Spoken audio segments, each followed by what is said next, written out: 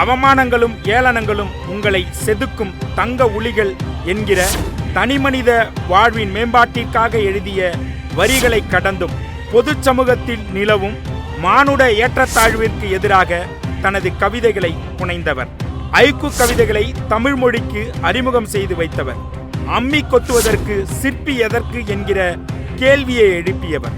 தனது இறுதி மூச்சு வரையில் தமிழ் சமூகத்திற்காக தனது எழுத்துக்களை படைத்த கவிக்கோ அப்துல் ரகுமான் அவர்களின் ஐக்கு கவிதைகளை போன்று சமூகத்தின் மேம்பாட்டிற்காக மாணவர் பருவத்திலேயே தனது எழுத்துக்கள் மூலம் எடுத்துரைத்து வரும் ராமநாதபுரம் மாவட்டம் நம்புதாலையில் மீன்பிடி கூலியாக பணியாற்றி வரும் நாகூர் செல்வம் சிவசக்தி தம்பதியரின் மகனும் தேவக்கோட்டை தேப்பிருத்தோ மேல்நிலைப் பள்ளியின் மாணவருமாகிய நா மைதீன் அவர்களுக்கு மக்கள் எழுத்தாளர் மாணவர் விருது வழங்கி பாராட்டி மகிழ்கிறது எழுதிரல்.